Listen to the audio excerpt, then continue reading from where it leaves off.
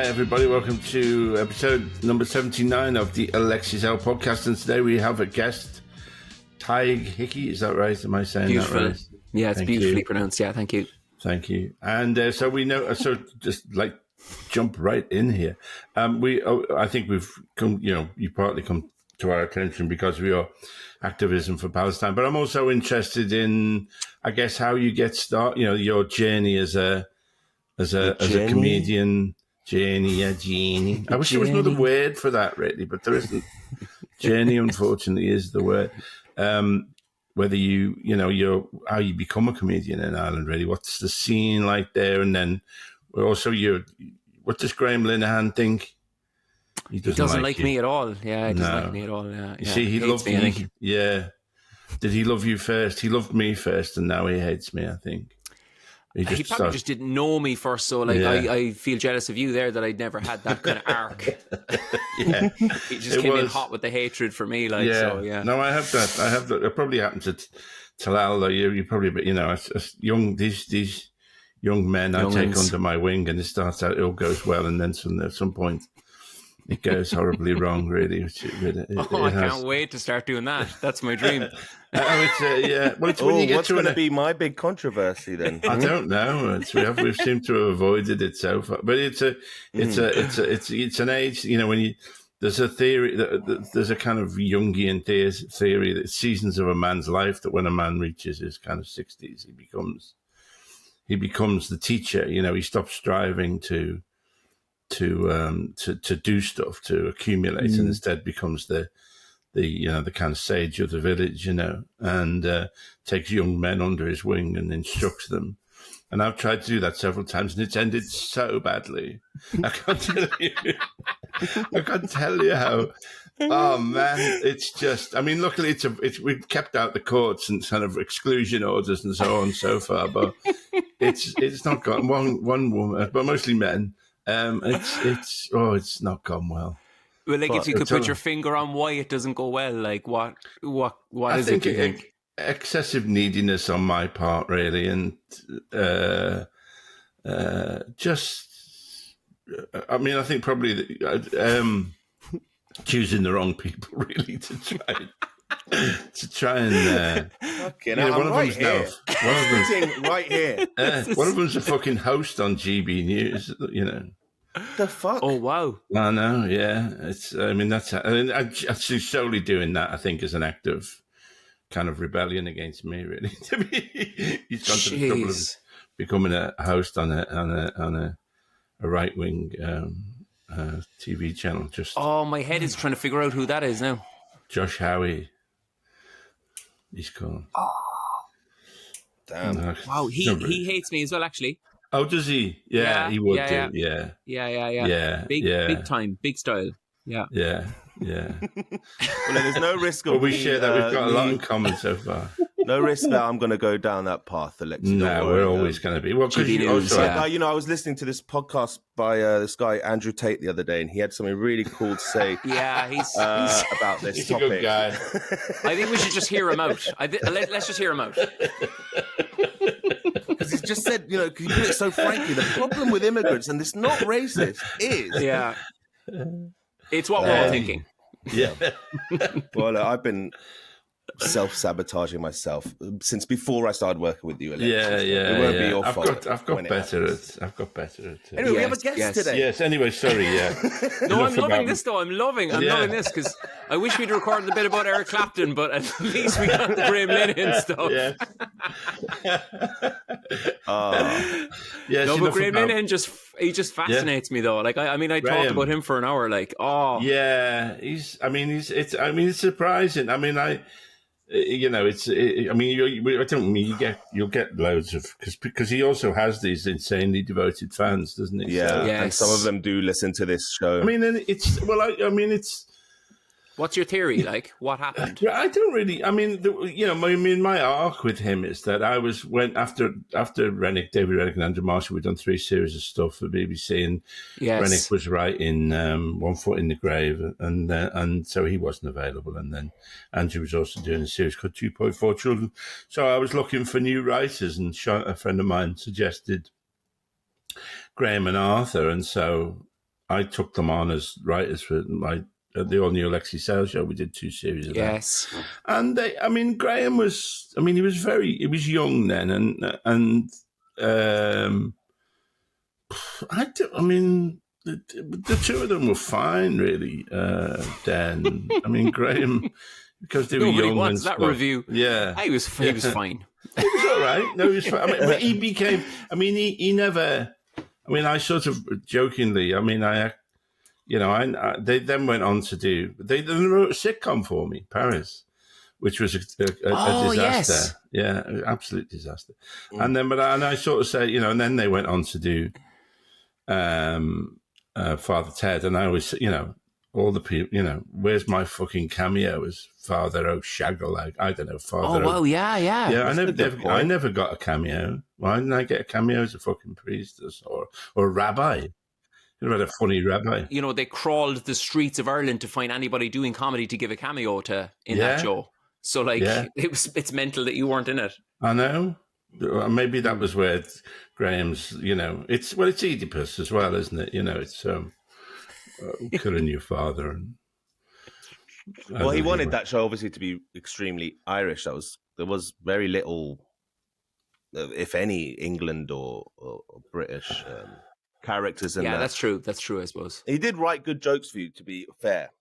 Oh, he did. He was great, and they did admire me at first, really. But I said, I'm a great sort of initial friend. I remember telling this I was being interviewed by a woman from the Scotsman once, and I was saying, I said, I'm a great friend. We would become great friends at first, I said, but then, when the weeping midnight phone calls start, you will, that it will, and she was like, I've never, when that phrase, their jaw dropped.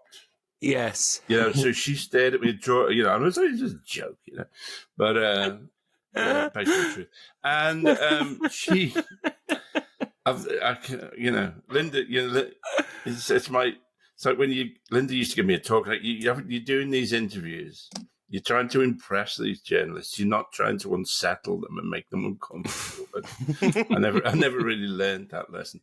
And back to Graham.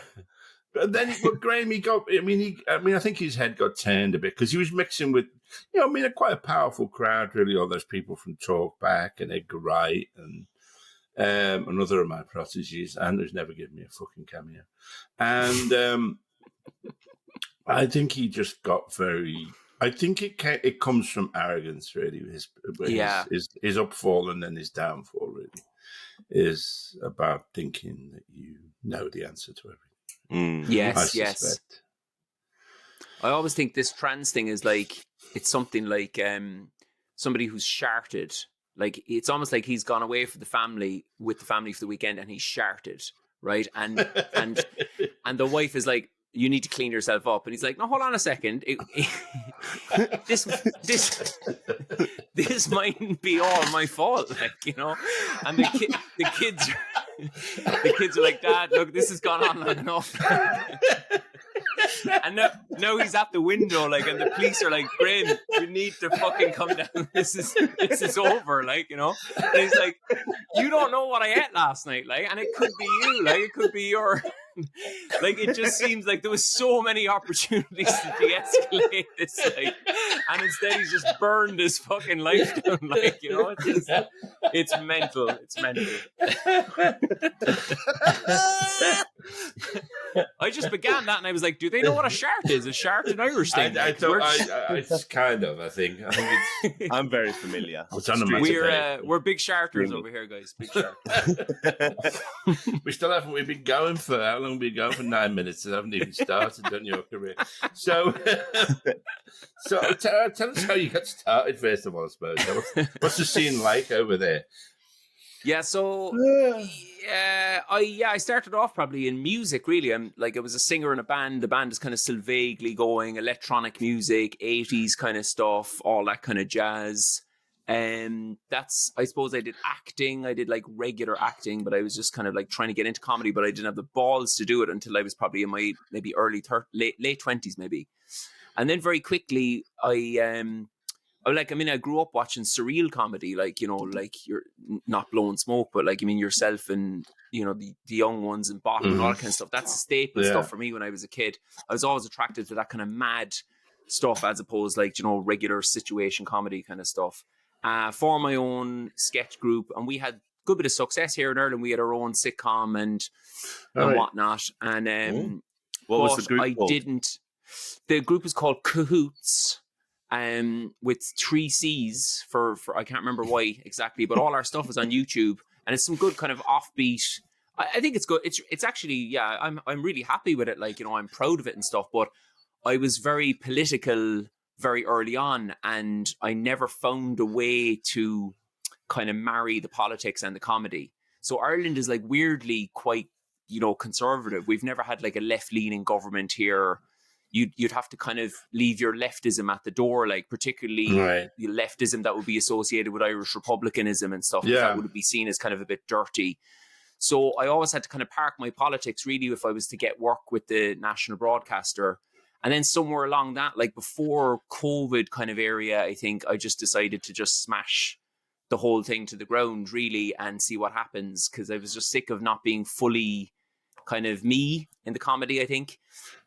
So then I started doing more political comedy, and to my great surprise, there was like a massive appetite for it online. I couldn't believe it. Like I did a sketch about the British Empire just in my house at the start of COVID, just like wearing wigs and playing different characters, like taking on and off my jumper.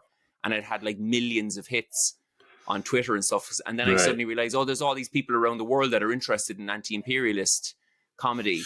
And that was kind of like a bit of the comedy journey. I'd done lots of stand-up as well, but I wouldn't be a stand-up guy, I don't think, really. I don't get that rush. Like, and actually, this is one of the questions I wanted to ask from you. Like, is the live thing the complete bedrock for you, Alexi? Like, do you need to do that, or did you need to do that?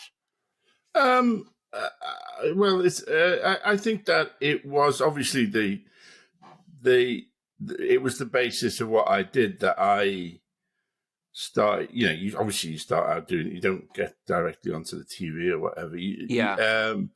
I started out doing live stuff, and then I was the MC of the Comedy Store. Yes, the original MC, and that's what started the comedy revolution in Britain, and I was sort of central to that. And so, I mean, we all met each other, the young ones and the comic strip crew all met each other working live. And then, I wish I loved the life more, really. I mean, it was definitely the bedrock of what I was doing, working live. And it is really nice to be with an audience, really. Stuart Lee is obviously kind of provides a template that a kind of template in that he works every night. You know, he does. Yeah. He does more gigs than there are days in the year, kind of thing. And so, yes, and you know, you can see it in his work that there's a polish, really, there's a confidence with an audience that, you know, that is sublime to watch, really. And I don't have that. I'm always sort of, when I do the occasional live gig, I'm always on the edge of because I've not done it enough, really. Yeah, you were just saying last week how much you hated touring. I grew to hate touring. Yeah, I mean, it's, you know, the traveling and but yeah, it certainly was. And I think it's, you know, when I do my award-winning radio show, I always work the material live. Just slip that in. You're listening. You're listening, all my failed sons. Take that, Graham. Yeah. Imagine he's got fucking hundreds of bloody awards. But you know, I always work the material live first, and it is nice. It's nice now. And my face. I mean, I was reading a comment somewhere and just saying they'd come to one of those tryouts and just saying how I lit up, how my face lit up when I was in front of an audience, really, you know. And it is a wonderful thing to do. I just wish I loved it more, really. A good opportunity to say that we've got 3 live Alexis podcasts coming up, listeners. The Museum of Comedy. Google the Museum of Comedy. Go to their website. See what's on. You'll find the Alexis podcast live. We've got tickets left to sell. Grab them before they're gone. Thank you. Thank you very much. Tadhg, it sounds like you had a lot of practice then doing solo video sketches before the genocide on the Palestinian people, because the quality of your sketches on that topic, and I think I've seen some other topics that you've covered as well, but really high quality sketches, and like you're playing all the characters and the editing's really clean and everything. Do you prefer that to playing with your sketch group and being with other people, or was it just out of necessity because of the politics issue? Yeah, like the sketch group just naturally came to an end around COVID time. And as I say, like, I mean, this is just on me. There's nobody was specifically telling me not to do it, but it was very hard to get the politics into the type of comedy that we were doing. And certainly if you were to do overtly left-leaning comedy, you have no opportunity to get work with the national broadcaster in Ireland. Like, no way whatsoever. They're unbelievably safe. They don't want any... We don't really have much even surreal comedy on TV here. Much. It's still a very conservative kind of society and whatnot. So the sketches that of me playing all the characters actually kind of came out of a bit of COVID as well, that I was just in a house and it was my mate was with me, and, you know, it was kind of a necessity more than anything else.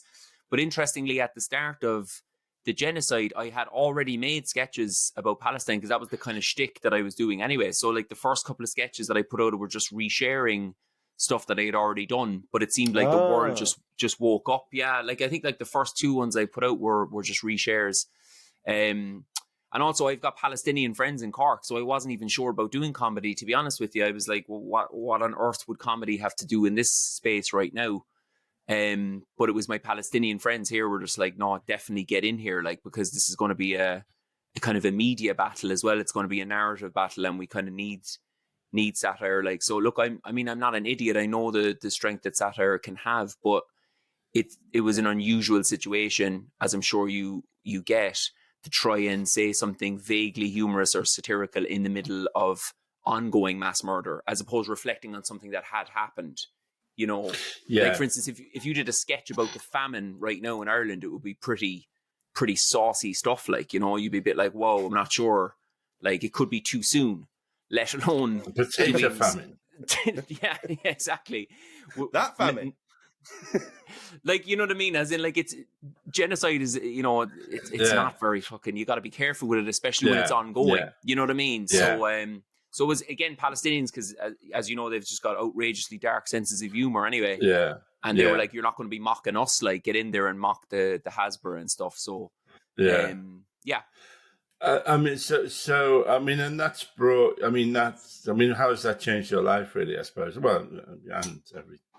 And we'll go. Well, so we'll go two things really. How's it changed your life, and also go into the reasons why you think genocide's a bad idea. I've never been a fan. I've never been a fan of it. Yeah, we have to. We have to show kind of broadcast the leak. You know, unbiased. Absolutely. So we have pro-genocide, argue why genocide good idea. Why we have to have somebody on. Go on anyway. yeah, absolutely. So yeah, like, I mean, it's changed my life insofar as I've accidentally. What a question! It just you literally you do put it. If you put it like that, it's outrageous that anyone out there is still fighting for the Israeli cause. You know, it's true. It's true. Yeah. It's actually it's a perfectly satirical question, because it's absolutely true. Like I was saying to a mate of mine the other day, I would be shitting myself if I were a Zionist and I had to do something like this, or I had to do media anywhere. Because you're in a position where you have to defend the mass murder of mostly women and children. Like, you're going to have to find a reason to legitimize it. It seems like an impossible position to me. I wouldn't like to take it on at all. Like, but yeah, they manage it. Unconvincingly. But so look, it changed my life insofar as I've accidentally become a kind of an activist. You know, because I suppose, like, I saw the activism as something that I was doing on the side whilst trying to pursue a comedy career for most of my adult life. And now it's almost gone the other way, because like, for instance, my Instagram is like just an open book. Like anybody who wants to use it, anyone who wants to collaborate, particularly Palestinians, I just like always say yes. So I'm definitely doing more. Like the media asks that I have these days are more to do with activism than they are to do with comedy. But like I'm absolutely at peace with that. Like I feel privileged to be in the position that I'm in, that, you know, I've got a big enough social media presence that I can push the message out there.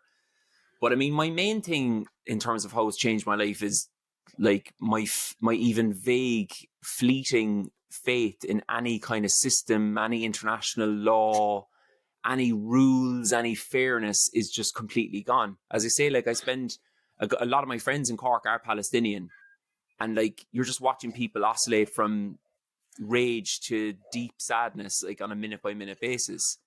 You know, what do you say to them? Like, I've literally run out of, like, I'm going to see them later today, and I've completely run out of things to say. They still send me the videos of, like, children being burned in their tents last night. They still send me all the stuff because I suppose I'm in a small list of people that they can continue to send things to, so that they feel like they're, I don't know, honouring the people who've died.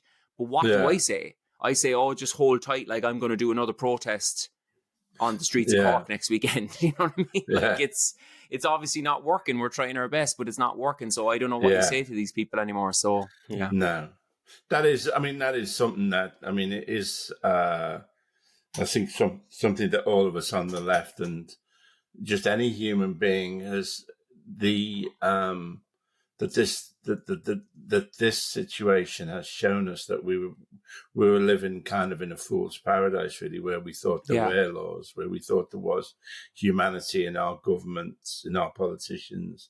We thought there was restraint, you know, we thought there was kindness and justice, and none of that is the case. And so to wake up every morning, to the realization that you know, that there is no law, that there is no kindness, there is no justice, is a horrible, you know, I mean, most people most people can't look at that, can they? And it's a difficult thing to look at in the face. And I guess one of the only ways that you can at least partially learn to live with it is to actively do your best to campaign against it, even though, you know, we are coming from a position of relative powerlessness, I think. You know. Yeah.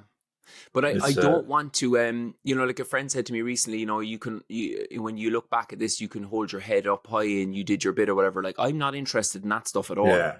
Like, who gives a shit about that? Like, so when I'm dying, I can go, oh, Jesus, I shared a few videos about the genocide. Fuck off. Like, you know, like, I want to try and whatever, like, bit of popularity that I have, I want to use that page or pages to try and organize people into like fucking hitting the streets, like, and you know, I just cannot believe that there's not mass. I can't believe we are not in the middle of an active revolution right now. Like, if we're witnessing this level of horror, you know, it just blows my mind.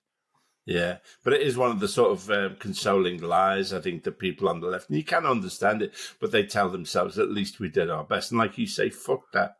That's not enough. That's not fucking even, you know, a tiny bit of enough, really. You know, at least we submitted a composite motion to the Labour Party annual conference that didn't get through.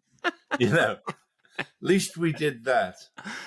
Fuck off. Yeah, do more. It's heartbreaking. Realize that is no consolation. The system is against you. Yeah, and why I mean that. I mean it's like being in a. I mean, it's like being in a fucking sci-fi movie, isn't it? In some ways, this as well. Yeah. And I do think people. I think you're right. People are very eager to kind of say, like, we've done this. You know, like we've done this. Like we've marched X amount and like we've clocked up that much kind of like activism miles, and now we can kind of. But no, there's no material difference. Like, if you still got mates who are saying, oh, like, you know, like one of my mates. The family next to his in Gaza were all exterminated like about a week ago. I mean, it's very hard to turn around to him then and say, like, well, like I've actually done my bit, like I'm all marched out, you know, so best of luck with the rest of the genocide. You know, it's just well, I suppose the whole world is insane. That's the thing. I definitely feel a bit insane. You know what I mean? I think we're all mad. People who've like stayed with it have collectively gone insane. I'm noticing that, like, you know, amongst our community here in Cork. I'm sure it's the same. I'm talking to a lot of people in Britain anyway, but It's the same over there, is it? Yeah, we have been driven mad by the cruelty of I've definitely suffered. It's I mean, it's a good description, really. I suppose they probably they revel in it, and I mean, the Zionists probably they're pleased with that as well, that they've driven us mad. But our humanity has sent us crazy, really, to witness this. I was at my mum's birthday dinner last night, and I was just kind of staring blankly at the wall, with a really grim look on my face. And then my brother-in-law said, "Are you okay, Tal? What's wrong? Has someone upset you?" And I was about to start talking. I just thought, I have to. I'm either going to talk and not stop and ruin everyone's day, birthday, or I just fucking say, "Oh no, I'm all right. Don't worry. I was just thinking about something." It's just that pesky genocide is kind of annoying me again. Turn off every now and then, and think about the reality of the situation and the gravity of it all, and it's maddening. Yeah, you're right. That's so true, man. I'm in that loop at the moment, where I can feel, even there's people in my life that are definitely finding me really tedious. I'm with people, and all I want to talk about is the fact that we need a global intifada. And somebody's telling me about some offer that they're after getting in Aldi, and I'm finding them boring, but I know they're finding me boring because they just want to get on with their lives.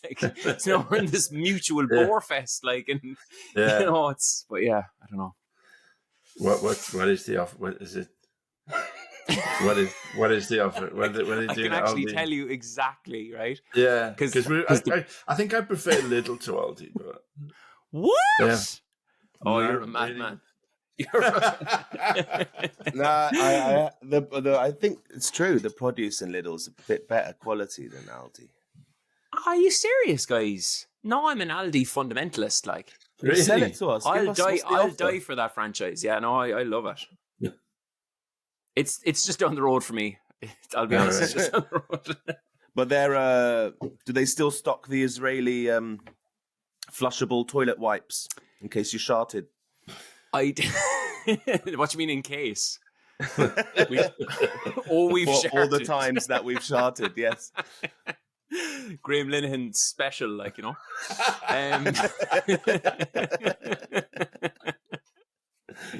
For him and her, and that's it.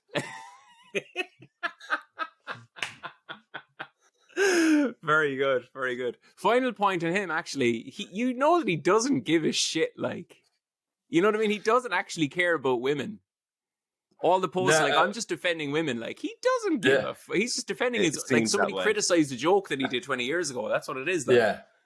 Well, if he cared about women, he would have changed before his wife left him, and that's the main woman in his life. Do something about her before you start ranting. Exactly. Go on, sorry. Aldi. What's Oh yeah, actually, Aldi. Let me. The wipes they said made in Israel on the packet. Maybe that was just Lidl. There's a group in Ireland. If you don't know them, check them out. BDS Belfast. They're the absolute pride of the country. Every single day, they go to various shops in the north, and they stage sit-ins, and they do public announcements. They let people know exactly which products in the shop, wherever they are, that are in any way connected to the Zionist regime. There's a small little group of them. And they're just doing it every day, And they're even at the point now with some people within the community are probably like, "Oh man, I'm just trying to do my shopping. Could you just leave me alone?" They're kind of relentless, and they're facing that kind of sting and activism where fatigue is coming in, and even people within your own ranks are probably giving you shit. But they keep going. They're just, they're a big inspiration. So I said when we were talking about Aldi and Lidl there, I'd throw them in. And we should promote, because boycotts work. I mean, it's one of the reasons why they try and make it illegal and stuff. If you're a speech therapist in Texas, you can't get hired unless you say you won't boycott Israel. I mean, that's right. Israeli goods. It really does. That is something that does. That is a non-violent protest that really does work, and I would encourage everybody. And it has having some effects, isn't it? KFC is closed down in Turkey. Starbucks is obviously taking a hit all over the world, McDonald's and so on, but also Israeli products. Yeah, boycott them. Really, really. I mean, I would urge anybody and listening to really take a look at where stuff is produced and not buy it if it's got anything to do with Israel. 100%. Yeah, But you must get an incredible amount of personal abuse, Alexei, do you, because of your stance? No, because I'm not on social media really, so they can't really. There's nowhere to find me to give me that abuse. Which is it's not. I think I've talked about this before, but it's not, and it's not like being deported or attacked in the street. When I did Desert Island Discs in 2020, I think it was, that the campaign against that. Well, one of their fronts, a Conservative MP called Matthew Offord, obviously working. Oh yeah, I think for them tried to get that show banned, really, and and it's actually. I stand with Alexei Sale hashtag, trended for days on, everybody came out and supported me, really. So I think I have probably, I'm not saying that this will last forever, but because I've been involved in, you know what you're getting with me, and also that I've been doing anti-racist comedy for 40 odd years, over 40. Yes. That and so that, my last radio series, my last award-winning radio series that went out, was full of all, I think they've just kind of given up with me, really. It's easier to ignore me than to attack me, really, which is not to say that it won't happen in the future, but I think I am the one person who sort of gets away with it, really, Yes. And it's still possible. That may, in Starmer's fascist Britain, that may not go on forever. But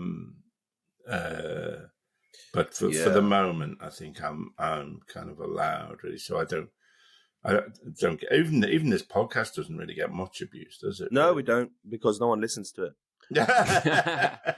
So clever. I'm allowed to make that do that self. Yes, it's a really clever strategy. It's a strategy that the left has pursued for many years, to have no effect, and to do nothing means that it's a brilliant way to avoid repression. Really, it's an incredibly brilliant strategy. We did our bit. To do nothing, to do nothing and to challenge nothing means that the state can't clamp down on you. It's a fantastic We'll call it a draw. strategy. Exactly. Yeah. Call it a draw. No, I don't get any messages of hate towards you or calling you anti-Semitic or anything like that. I think that's the concentration of our listenership. Is pure, and they're all on board. It's nice. But what about the when you did the address, the Stephen Fry spoof? I'm shocked that you didn't get lots of abuse for that. Again, I don't. We probably did. Well, that had too many comments to sit and read all of them. But that had lots of views. And, there was. That was so beautiful. Yeah, no, it was. Well, it came out of just a.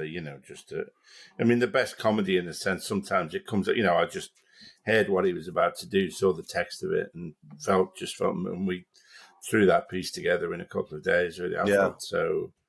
It is when it's of the moment, and that's when it's really driven by passion. It works so well, really. The longer you think about doing something, the less you want to do it, really. That's very true. Yeah.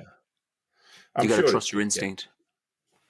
I haven't bumped, it is, it's a weird kind of parallel world that I live in, whereas, which I'm doing that sort of stuff and speaking at Trafalgar Square, but also there is a chance that I would be at a party where Stephen Fry would be. Of course. It's not beyond the bounds of possibility.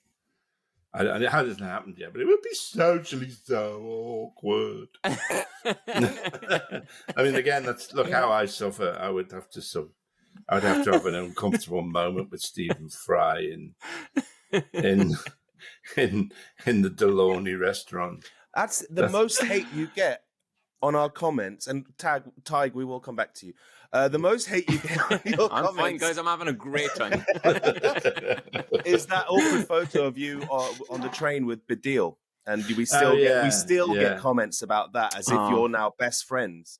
Yeah. After you've railed against him so much, and then you bump into him on a train, and you were polite. You didn't like cause a scene on a public train. Yeah. People fucking give you a hard time for that and act like you're besties. But not that many. It's like 1 or 2 people. But that's the only thing. Well, yeah, it is. So it's actually lefties who give us a hard time. Right. Yeah. That doesn't surprise me, actually. Yeah, the left is still masterful at tearing itself apart. You can even see that in the pro-Palestine movement.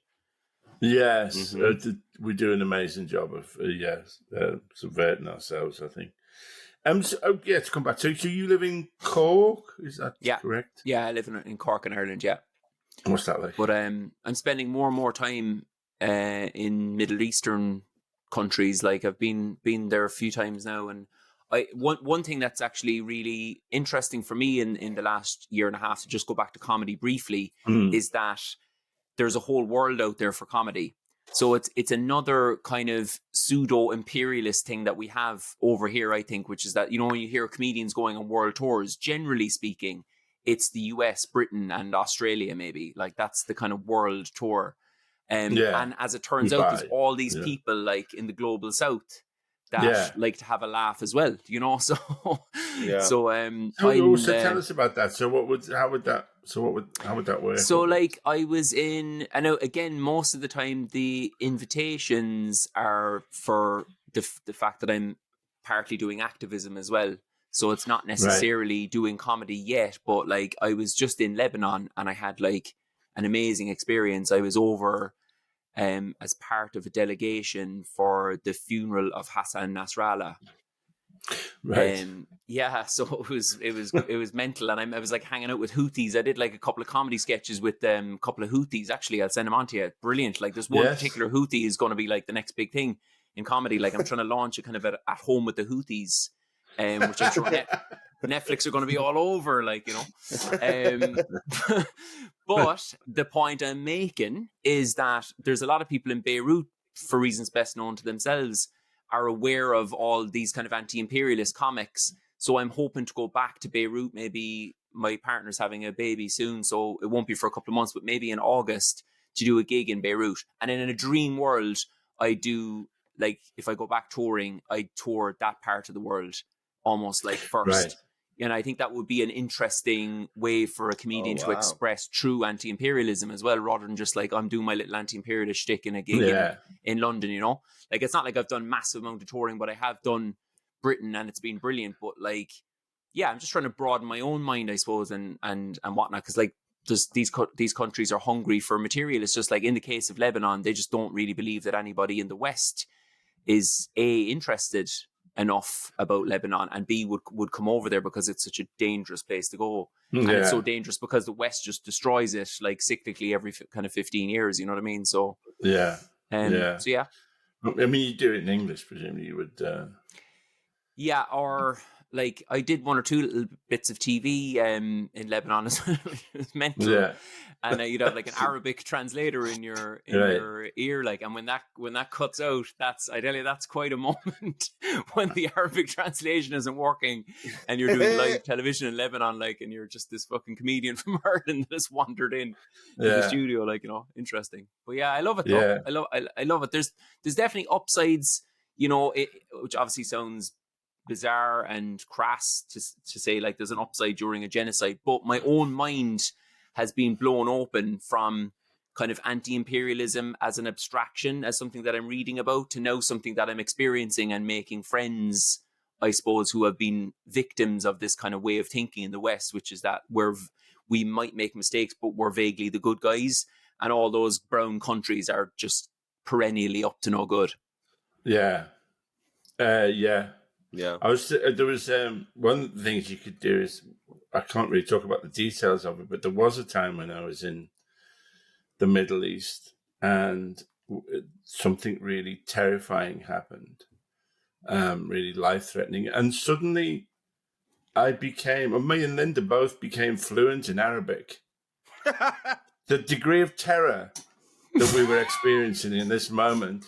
What the fuck happened? And we just suddenly understood what everybody was saying, even though they were switching from English to Arabic.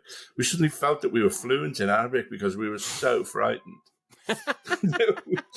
we understood what everybody was saying just in that moment.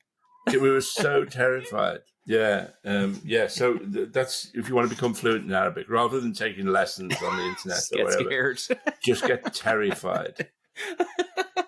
Yeah, we've got our, we do tyranny pretty well over in the Middle East, but you do. I mean, and that's only the implants. That's the fucking the implanted leadership that have been that is exactly. That is the result of these false borders being drawn across the region. Although Abdullah himself was Palestinian, yeah. But he'd been subsumed. But the people are beautiful, and the people are so nice. And I remember growing up, telling people about my trips to Syria, and they'd always be like surprised when I say, "Oh yeah, everyone's really nice." Don't. Yeah, it's one of the things. Yeah, you're looked after, you're fed. There's nice bars. People are like, what? Yes, bars. That kind of demented hospitality of the Arabs it is, and it sounds imperialist and kind of patronizing, but people are so nice to you. Really. It's weird. I agree. Demented is a good word for it. Yeah, totally. It's not just we're happy to share. It's like you must have our stuff. Yes. or else I will perform harikiri. Yes. Let me give you my shoes. You like my shoes? Take my shoes. Yeah, take my hat. It's crazy. But that's also, I think, that's just a non-Western thing, because that's the same in Japan. Guys, it's actually the same in Ireland. That's the thing. There you go. That's why I think the Irish have a unique perspective on this whole thing, because we've probably got more in common with, colonized Arab nations than we do with Britain. You know what I mean? I agree. It's very Western because it's very consumerist and it's very individualist to have the kind of thinking that we have over here. That's why I think when we go over there, we're like, whoa, these people want to share a meal with us and invite us to their homes. That's kind of the norm. We're abnormal, Yeah. I mean, it's funny, isn't it? Because Ireland is, as you say, so conservative, but then you do also have that experience of being a colonialized people that must be very profound, really. Yeah, and I think our conservatism is more like it comes out of, starting a new country, and it was like Catholic dominated, and it's socially conservative, but it doesn't mean that we're conservative in terms of we would still. I mean, obviously, it's not as much as it would have been, but if you go to rural Ireland even right now today, we would make a big deal of you, like if you didn't know your way around and welcome you in. We still definitely have that spirit. And I definitely found when I was like in these countries, like because I was in Qatar as well, and I was in Iran, which again was a total eye-opener because obviously like I'm not, a massive fan of the government or anything like that, but the stereotypes that you get in the West, a bit like what you're saying there, Talal, is like that basically Iranians are like horrid, evil people as opposed to regime. They get thrown into the same milieu, I think, in the kind of vague Western sense of these places.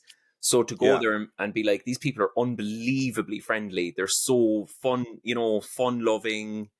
They remind me a lot of the Irish mentality a little bit. But yeah, I do think the West has, and like the BBCs of the world and CNNs of the world or whatever, they've done a masterful job of kind of dehumanizing an entire great swathe of the planet, I think. Yeah. Yeah. I mean, you can't murder somebody. You can't patronize them if you know their humanity. Sorry, yes. You can't murder somebody. You can't, destroy them if you have to other them. It's a basic human instinct and that's what 100%. That refusal to humanize Arabs or Iranians is about, really. I think. I mean, isn't Ireland though? I mean, at least the Israeli the Israelis have withdrawn their ambassador from Ireland and stuff like. I mean, isn't that indicative of a certain level of resistance to Hasbara, Israeli, the Israel power in a higher level? But it's popular, it's because there's so many people are so active, on the streets, that the government has had to pander a little bit to the kind of popular support for Palestinian liberation and justice. It hasn't come from a government level, because the Irish government, as I say, we've never had a left-leaning government. We've always had this kind of slightly centre-right, Fianna Fáil and Fine Gael, two dominant parties in the south of Ireland. They've always been in power, and they're for a long time now beholden to US multinationals. So it's not so much that we're cowering to Zionism, we're cowering to kind of the dollar, So our leader went to the White House recently and just basically made a holy show of himself, and kind of sucking up to Donald Trump, who you kind of wondered, did he even know who he was? And then Trump invited Conor McGregor the next day to hang out with him. As a satirist, it's over. It came over. There's nothing left to satirize. It's done. Yeah. But basically, if those US multinationals, big pharma and big tech, if they leave Ireland, which they easily could, we're decimated. Our economy falls apart on the spot. So we are kind of propped up economically by the US. So, you could argue that the government is in a tricky position if you're conservative and your whole life is, the American interests or whatever. But actually, just going back to the Aldi question, what's happening? What's up with Dunnes Stores? Is that still going? Yeah, Dunnes. Are you a Dunnes Stores guy? Yeah. Well, they've got a branch in Malaga, so I was sort of fascinated by, and also, so what the fuck is this? My first Dunnes store I went to is in Malaga. Yeah. I would say this podcast is just going to be impossible for somebody to listen to, because there's no thread. There's no. No. You still haven't answered the fucking question. Why is genocide a bad idea? Well, it was also, wasn't it, that the patriarch of Dunnes Stores was also. I read a book by Fintan O'Toole called "We Don't Know Who We Are," and it was a lot. There was a lot about Dunnes Stores in that, and the patriarch of the family, and then the subsequent. And of course, still going. Dunnes Stores is. What's a good bargain? What are they doing? It's still a big thing, man. It's still a big thing. Dunnes Stores is kind of you'd want to be doing okay to go to Dunnes Stores. The riffraff are all shopping in Aldi and Lidl now. I'm a big Aldi guy. I would go to Dunnes Stores on my birthday. That's a big treat. And then obviously Marks and Spencer's is just Anglo-Irish nonsense, so you wouldn't be found dead there. But honestly, Dunnes then has a great lineage as well, because the Dunnes Stores strikers were a big part of the anti-apartheid movement in Ireland, to go back to an actual genuine point. Because we had some. Well, I didn't have them, but some brave young women refused to handle South African goods. And they were in Dunnes Stores, and they're really kind of feted in South Africa these days, because they kind of kick-started a little drive towards anti-apartheid policies in Europe. Yeah. Right. Oh well, wow. That's something that worked, isn't it? Again, that's an example of boycott. That's where I thought you were going when you brought up Dunnes Stores, but actually it was just the oddity of seeing it in Malaga, Yeah. Which is also fine, interested. Yeah. No, just interesting. So, Tadhg, tell us about Tuesday, Tadhg. I'm talking to an anti-imperialist comedy hero of mine, and I just thought he was going to go there, with the whole Dunnes Stores thing. But anyway, so basically, you've been through that arc. You see, you've been through that arc with me of you're one of my proteges. If you started out this interview in awe, and now you're already disillusioned. Yeah, you got a lot. It's a rapid version of what usually happens with me and Graeme. Exactly. Yeah, we just don't have the time to do the full circuit, so neither of us have that time, So so Tuesday, I think I was saying to you there, Talal, that I have a bit of a following on Instagram, and I can feel the pressure of the kind of Zionist lobby. They've just Meta have now taken on more Zionist staff. So I feel like I'm on the verge of losing the page. That's very possible. I've lost my TikTok, and I'm starting to get higher up the naughty list, I think. So they're going to try and take me out, because they're just experts at kind of isolating people. And there's people with way bigger profiles than I'll ever have who have lost their pages and there's just no coming back. With that in mind, I was feeling frustrated because the whole genocide thing, which again, I'm like, just to put on record, totally against. I can't think of anything positive about it. Good. Just to clarify. And so I said, let's do something with that. So I just picked a date in the calendar, and there's a few activists who are with me who are doing brilliant work. And we said, you know, this is just a dream, I suppose, but even if it falls flat in its arse this time, maybe somebody else will take up the ball and it could snowball. If we pick a date in the calendar and we try and get everyone who's willing to do the bare minimum of not buying shit, like just don't buy any stuff at all, just don't give to the corporate machine at all, particularly not kind of Zionist associated goods. In an ideal world, don't go to work, and then organize your own acts of civil disobedience, whether they're kind of potentially occupying buildings, whatever. I won't go into too many details for obvious reasons, but whatever you choose to do. And if we did our thing in Ireland, and then if people did their thing in Berlin and London and whatnot, wouldn't that be great? So that's what we're trying to get off the ground. And I've had actually a very big response to it. I would say I'm definitely encouraged by, like, we've had hundreds of emails from people saying, oh, I'll take the lead in my town in Germany, or I'll take the lead in Sweden or whatever. And so there's been a good push from it. There's a few celebs have come in it. Susan Sarandon shared it on Instagram, which was a beautiful moment for my pathetic little life. I love her. Wow. Our girlfriend. And yeah. No way. No, there's a thread in Imaginary Sandwich Bar with Susan Sarandon's my girlfriend, and then that's right. That's right. She's stolen off me by Liam Dutton, the weatherman for Channel 4. Steals my girlfriend. Oh, that's right. I still think there's still a spark between me and Susan anyway. Oh, I'd love to see that. I'd love to see that. Yeah. So I keep bringing it back to me. I'm sorry. So tell us the date of this. It's a really interesting idea, and it's obviously it's non-violent, but I think it could be something really profound. Yes. So it's April 22nd.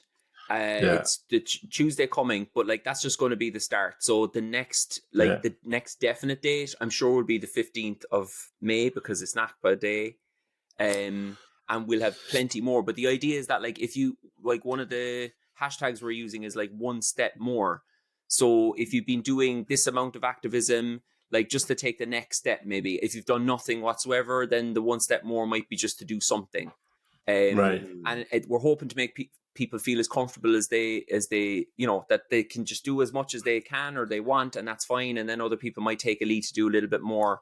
I suppose it's one last desperate attempt for me to use the clout that I have online to just try and get as many people activated as possible. Because definitely one other encouraging thing is, like, because I've done, like, you know, I've done gigs in England, I've done gigs in Ireland when, you know, they're Gaza fundraisers, or they're just like, you know, meetings, public meetings on this issue, and everybody is ready to do more. Everybody just wants to be emboldened to say, will it be okay? Like, am I going to get arrested? Am I going to get a criminal record? Or can we do this together? So if we can just get the collective going, the aim of the game is that nobody gets arrested. I don't want to say, like, go and do this thing, and then some young fella goes out and gets a criminal record because of me. Like, the idea is that none of us get arrested, but for that to happen, there needs to be buy-in from the public.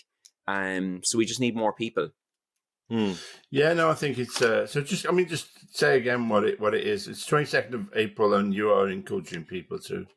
Yeah, so it's a global day of civil disobedience. Don't go to work if you can. Don't buy anything, and engage with your local groups. Pretty much everywhere that I have seen has got amazing local groups that are willing to take the lead on particular acts of civil disobedience. And if we're all acting out at the same time, there's no chance that we're going to be criminalized, because we will just be ungovernable. Like, it'll just be too much of a headache for police. So nobody has to break the law. Nobody has to kill anybody. Nobody has to smash anyone's face in.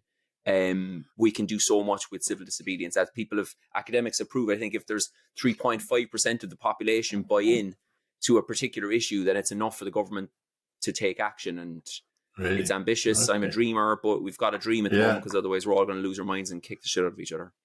Yeah, absolutely. I agree. And I'll just say, I just looked at a very popular online shopping website, and you can buy a 12-pack of stink bombs for only £12.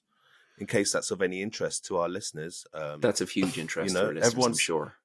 Everyone's got a McDonald's nearby. or a Starbucks. Or, this is him saying this, not me. I'm not saying anything. I'm not saying what to do. I'm just saying those are facts I've just said. The Arab is doing saying this. Those are two separate facts I've just said that have nothing to do with each other. And not they're certainly interesting when you put them together, though, aren't they? Yeah, very interesting.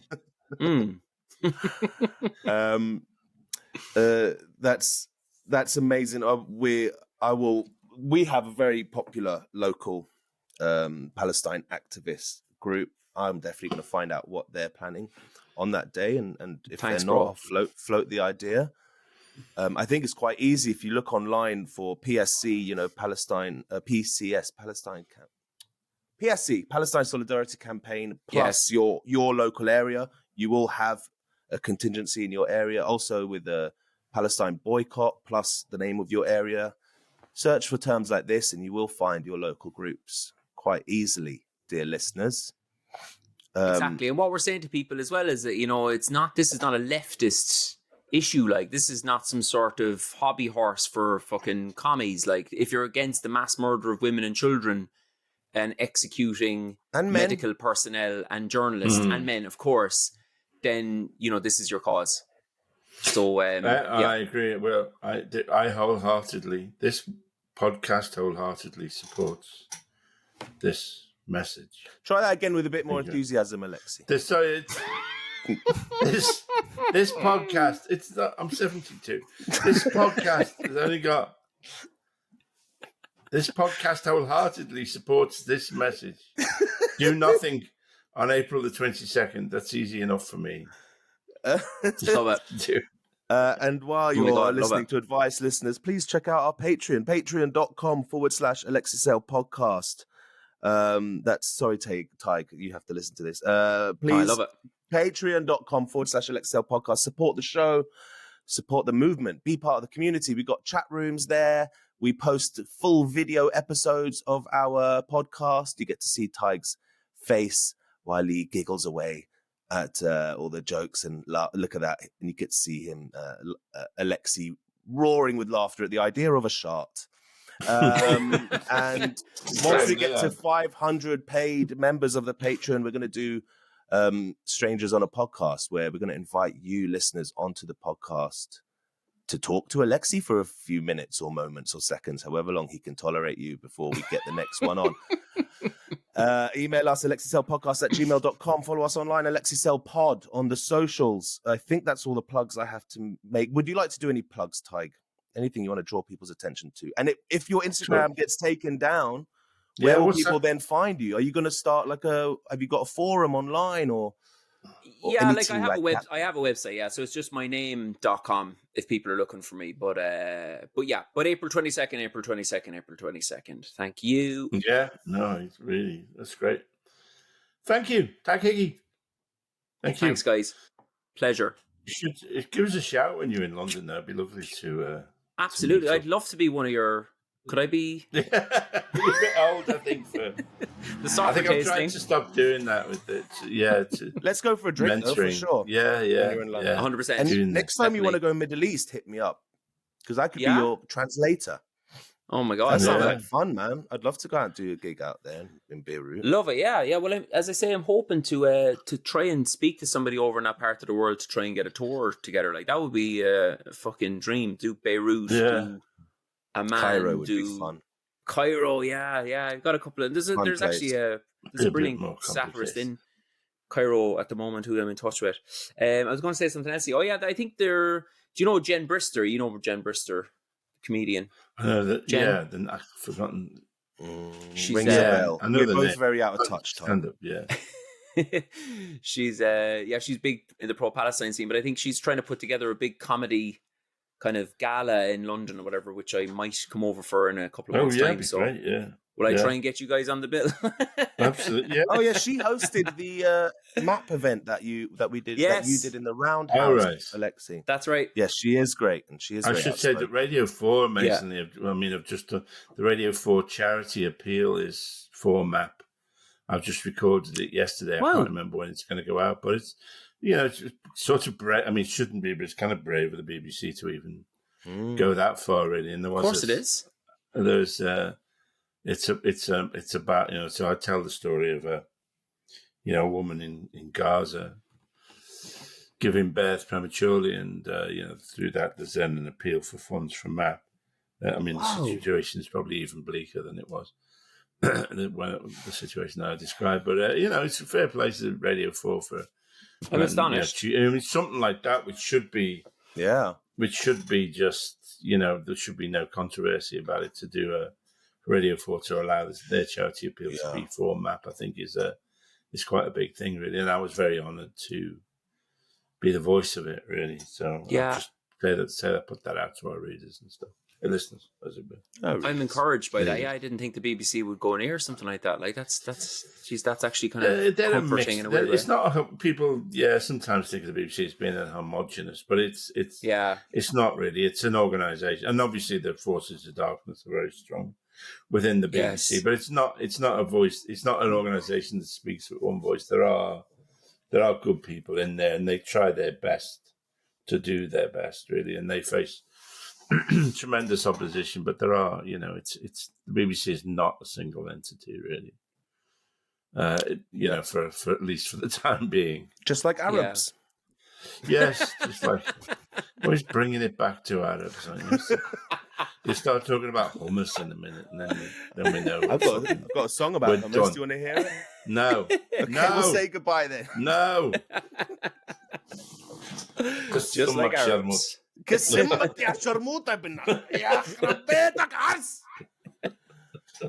No, I suddenly feel scared. Yeah, you understood what we were saying perfectly. I'm terrified.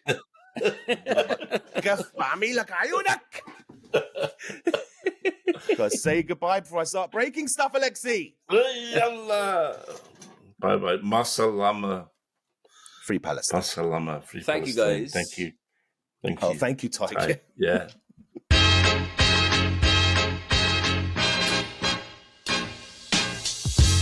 You've been listening to the Alexeisaylepodcast podcast. This show is produced and edited by Talal Karkuti. Music by Tarbush Records. Thanks to Audio Boom for hosting us. Please keep your emails coming in at alexeisaylepodcast@gmail.com. Goodbye.